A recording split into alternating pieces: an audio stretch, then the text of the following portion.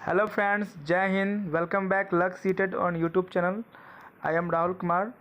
आज हम लोग सीडीपी का चैप्टर 4 और चैप्टर 5 करेंगे। ठीक है, इससे पहले मैंने आपको अनुवांशिकता का प्रभाव का टॉपिक का चर्चा किए थे और अभी मैं दो टॉपिक पे चर्चा करूँगा सीडीपी का सामाजिक की प्रक्रिया, सोशलाइजेशन प्रोसेस, और इसमें आपको सामाजिककरण का क्या मतलब होता है, इसके क्या अर्थ होते हैं, सामाजिक का मापदंड, बालक का सामाजिक विकास में सहायक कारक क्या क्या होते हैं, और इससे कुछ महत्वपूर्ण बिंदुओं के बारे में बात करेंगे। उसके बाद टॉपिक 5 मेरा सीडीपी का जो सबसे ज़्यादा इम्पोर्टेंट टॉपिक है, पियाजे, कोलबर्ट्स एवं वाइगोत्स्की के सिद्धांत के बारे में जानेंगे। ठीक है, तीनों के बारे में आज एक ही वीडियो में हम सब चर्चा करेंगे और इस दोनों टॉपिक से आपको लगभग 5 से 6 नंबर के सवाल आते हैं।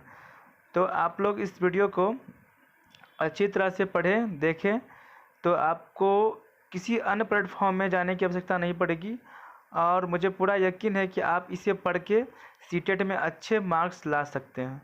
ठीक है, क्योंकि अगर आप बुक अगर पढ़ते हैं तो बुक में आपको बहुत ज़्यादा चैप्टर में पेज है जो आप पढ़ भी लेंगे तो आपको समझ में नहीं आ पाएगा।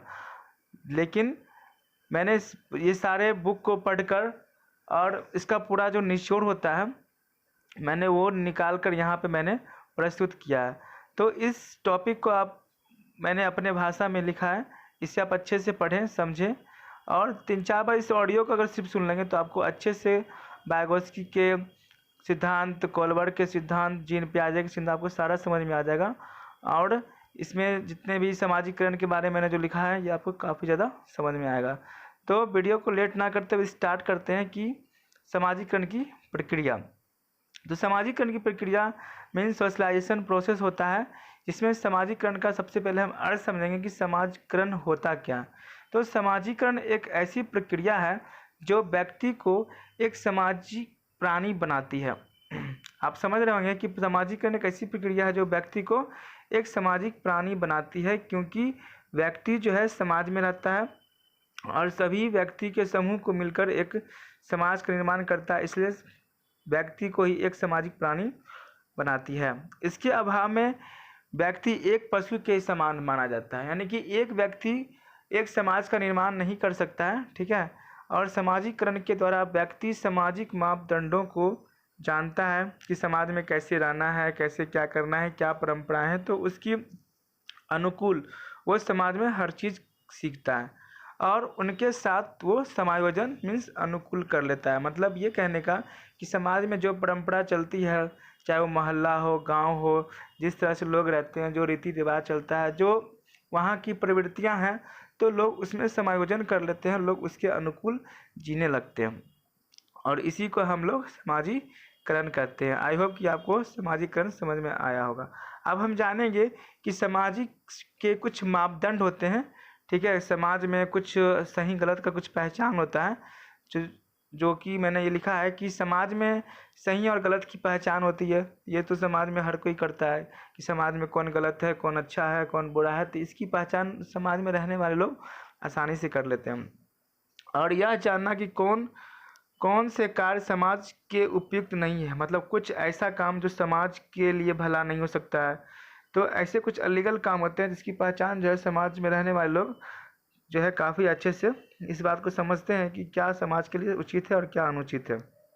दूसरा कि साथ में किस प्रकार का व्यवहार करना चाहिए। जब समाज में हम एक साथ सभी मिलकर रहते हैं तो समाज में व्यवहार कैसा होना चाहिए, किसके साथ कैसे हमें व्यवहार करना चाहिए, तो ये सब आपस में कुछ मापदंड होते हैं जो लोगों को करना पड़ता है।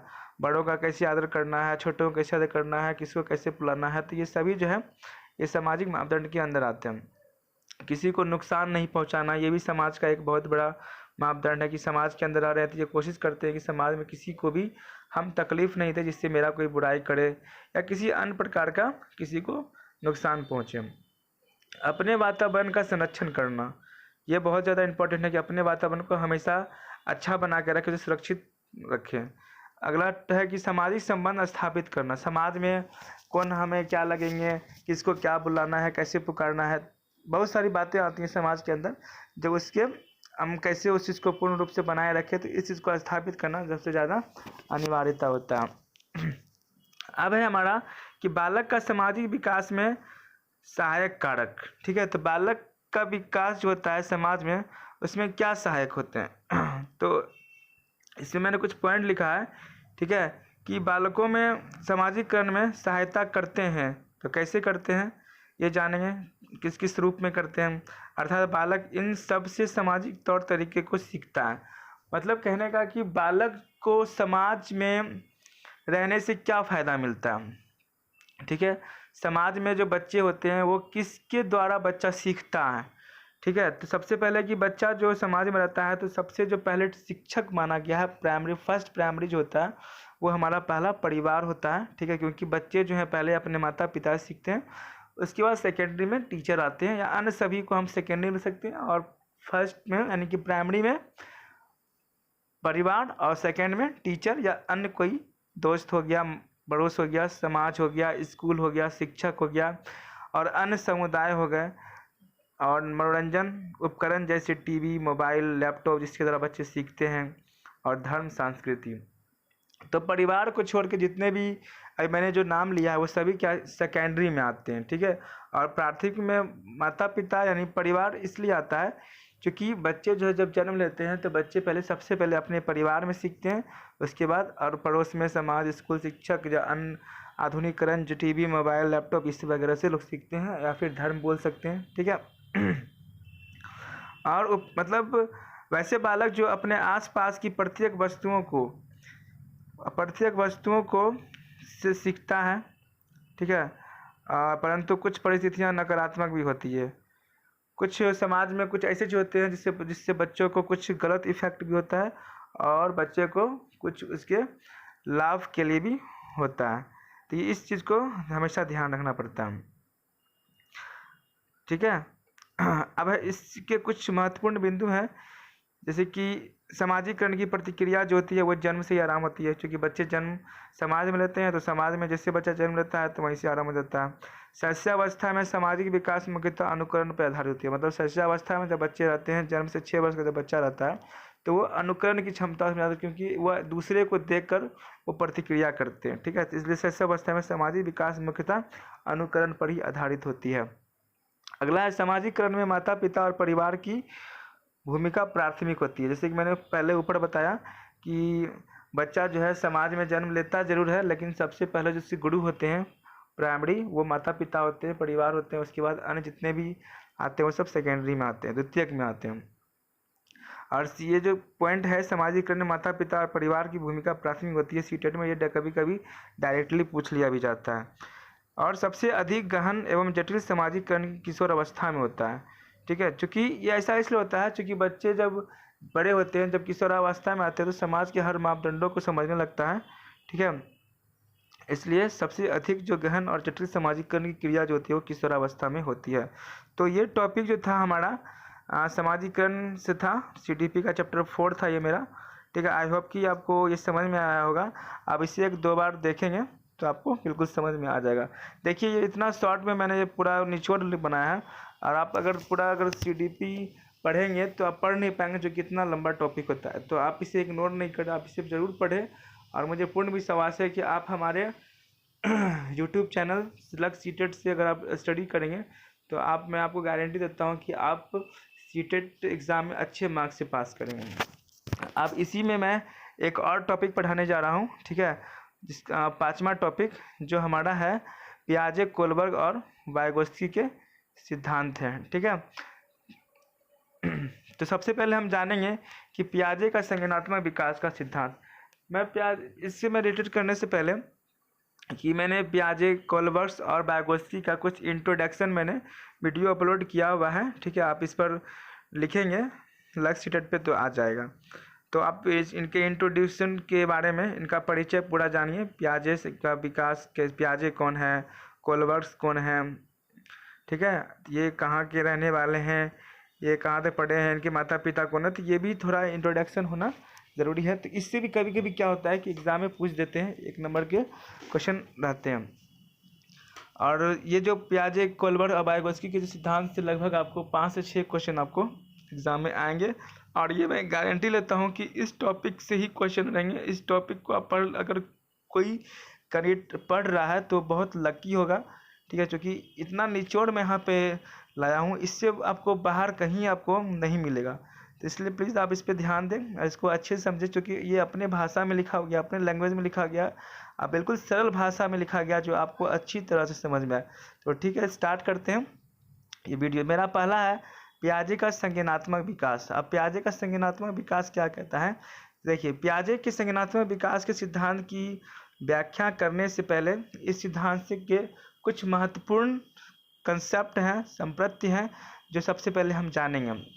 तो ये जो पॉइंट मैंने जो लिखा है कुछ पियाजे के, ठीक है, ये आपको एज इट इज़ एग्ज़ाम में आपको डायरेक्टली हूबहू मिलेंगे आपको। इसलिए ये जितने भी चीज़ मैंने जो आपको यहाँ पे बता रहा हूँ ये वहाँ पे आप देखेंगे, इसलिए आप इसे ध्यान में रखें और इसे बार बार पढ़ें, समझें, बार बार वीडियो देखें, तो ये आपको याद हो जाएगा। अगर आप एज इट इज़ को सिर्फ याद करेंगे तो भूल जाएंगे, लेकिन इसको समझ कर याद करेंगे तो आपको अच्छा रहेगा। और आप हमेशा ही मतलब अगर आप क्वेश्चन आपके सामने आता है तो आपको याद करने की जरूरत नहीं पड़ेगी, ठीक है। इसलिए इसमें कुछ ऐसे वर्ड हैं जो काफ़ी ज़्यादा इम्पोर्टेंट है। तो पियाजे के कुछ संज्ञानात्मक विकास सिद्धांत के कुछ संबंधित संप्रत्य कॉन्सेप्ट हैं जो पहले हम जानते हैं। सबसे पहले मेरा अनुकूलन है। अब पियाजे का अनुकूलन में क्या कहा गया है? पियाजे के अनुसार बालकों में वातावरण के साथ समायोजन करने की जन्मजात क्षमता होती है, ठीक है। मैंने क्या कहा कि पियाजे के अनुसार बालकों में वातावरण के साथ समायोजन करने की जन्मजात प्रवृत्ति होती है, क्षमता होती है, जिसे हम अनुकूलन कहते हैं। अब इसकी भी दो प्रतिक्रियाएं हैं। क्या है? एक है आत्मसात्मकरण और एक होता है समायोजन। आत्मसात्करण में क्या होता है कि जब बच्चा अपने पूर्व ज्ञान का सहारा लेकर नई क्रिया सीखता है तो उसे ही हम आत्मसात्करण करते हैं। मतलब बच्चे अपने पूर्व ज्ञान को जोड़कर कुछ नई क्रियाएं सीखता है तो उसे हम आत्मसात्करण करेंगे, ठीक है। उसी में मैंने बताया समायोजन। इसमें बच्चे को पूर्व ज्ञान की आवश्यकता नहीं होती है, बल्कि बच्चा जो है नए ज्ञान के लिए अपने व्यवहार में परिवर्तन कर समायोजन कर लेता है। आई होप कि आपको ये दोनों समझ में आया होगा, आत्मसात्करण और समायोजन। अब मेरा दूसरा पॉइंट है स्कीम्स। स्कीम्स क्या होता है कि व्यवहारों का संगठित एक पैटर्न है जिसे आसानी से दोहराया जा सके, स्कीम्स कहलाता है। मतलब स्कीमा में, अब स्कीम्स अलग है और स्कीमा देखिए अलग है। स्कीम्स में मतलब किसी भी व्यवहार को या किसी भी चीज़ को दोहराना, जैसे कि आप स्कूल अगर रोज़ जा रहे हैं तो रोज़ आपको जूता पहनना पड़ रहा है, वही आपको फीता बांधना पड़ता है, वही आपको ड्रेस पहनना पड़ता है, वही आपको रोज़ बैग ले जाना पड़ता है। तो कुछ ऐसा चीज़ जो आपको प्रत्येक दिन वही काम करना है, वही चीज़ को दोहराना है, तो वो मेरा स्कीम्स कहलाएगा। स्कीमा में क्या होता है कि इसका तात्पर्य यह है कि मानसिक संरचना से है जिसका सामान्यीकरण किया जाता है, ठीक है। अब आगे बढ़ते हैं। मेरा पियाजे की संज्ञानात्मक विकास की अवस्थाएं देखिए, पियाजे महोदय ने 4 अवस्थाएं दी हैं जो काफ़ी ज़्यादा इम्पोर्टेंट है, ठीक है। इसमें मेरा पहला है, पहले मैं चारों पढ़ देता हूँ। संवेदी पेशीय अवस्था, सेंसरी मोटर स्टेज इसको कहा जाता है। एक प्राकृत संक्रियात्मक व्यवस्था होती है जो प्री ऑप्शनल स्टेज कहलाता है। और तीसरा मेरा ठोस संक्रिय की अवस्था होती है जो स्टेज ऑफ कंक्रीट कहलाता है।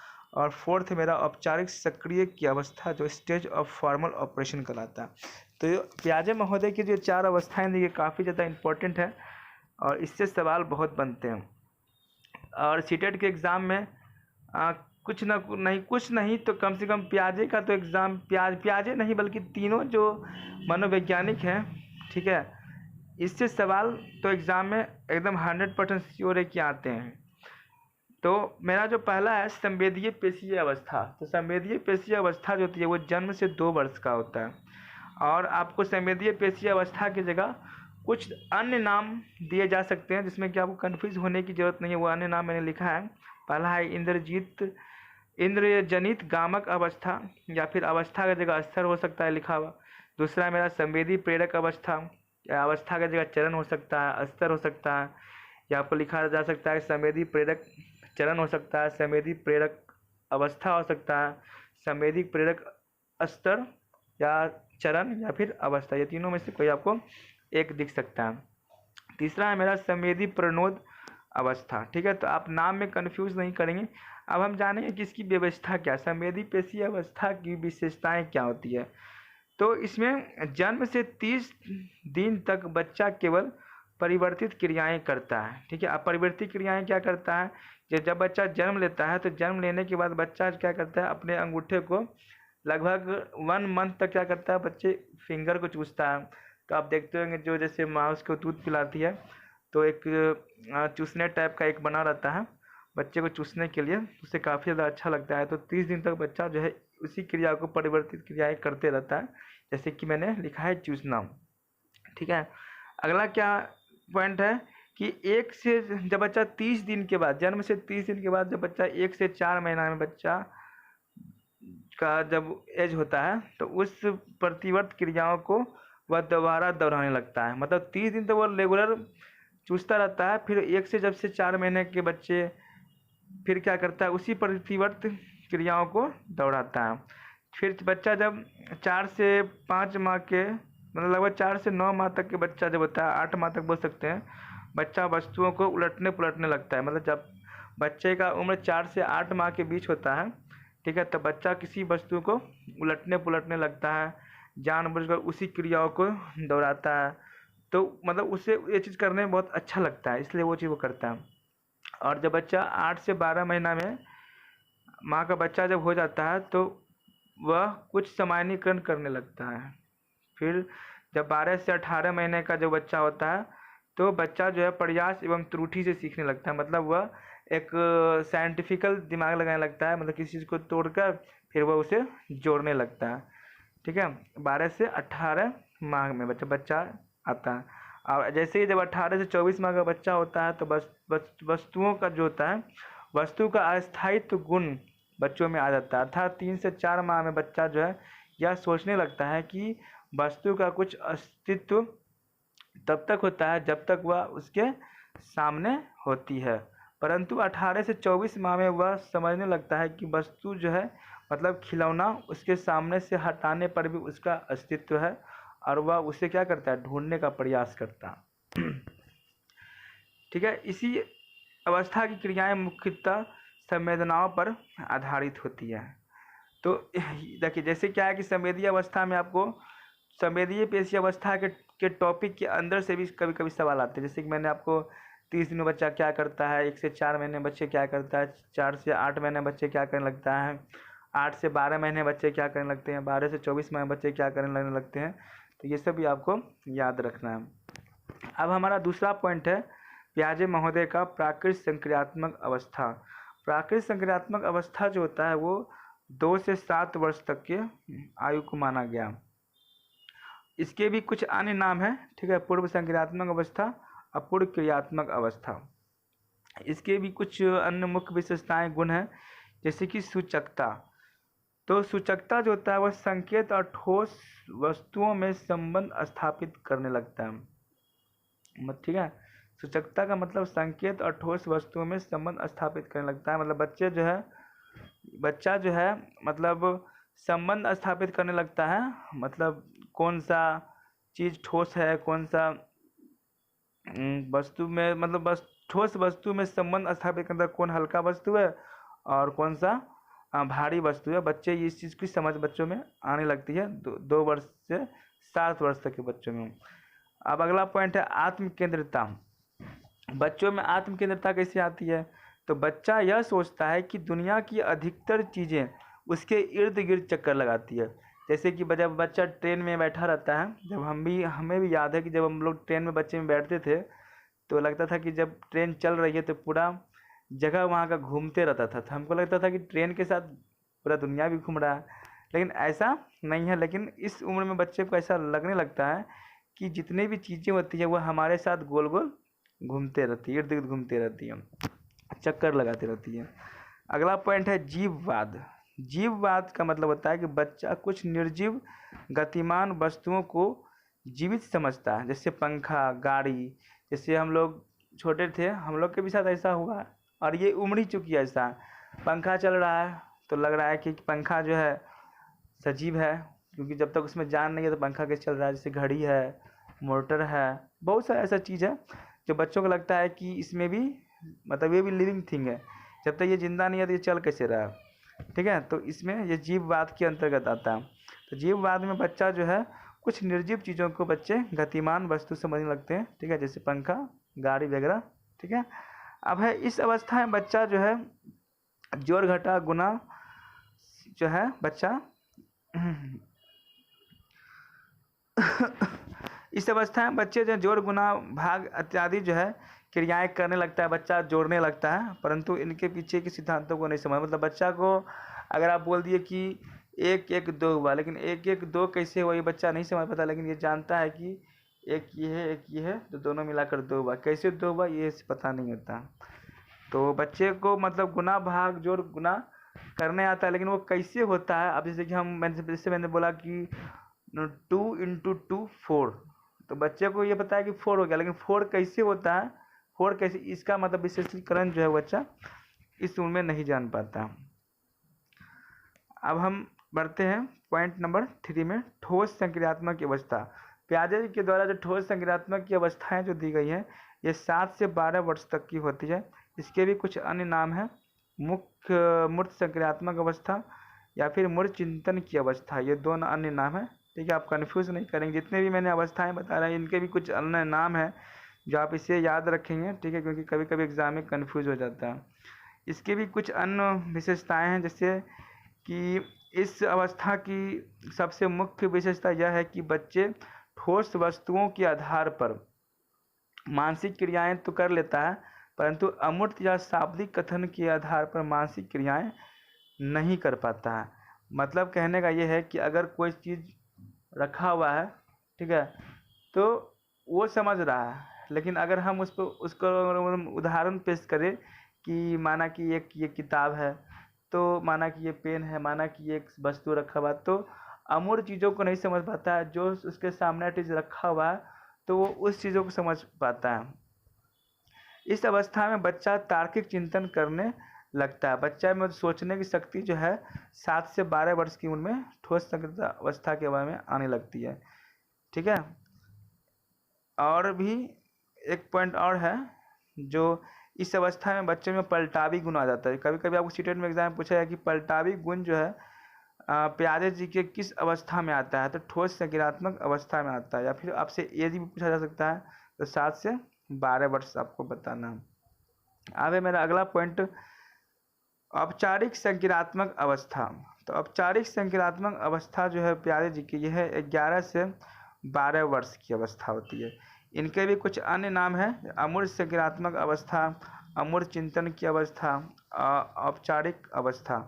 तो 4th स्टेज जो है औपचारिक संक्रियात्मक अवस्था के भी कुछ अन्य नाम है। इसकी आपको एज याद रखना है, 11 से 12 वर्ष की उम्र में होता है। ठीक है, तो आई होप कि आपको ये पियाजे महोदय की जो भी थ्योरी हैं आपको मैंने समझाया होगा, और आपको ये काफ़ी ज़्यादा बेनिफिटफुल होगा और आपको समझ में आया होगा। इसे आप 1-2 बार देखें सुने तो आप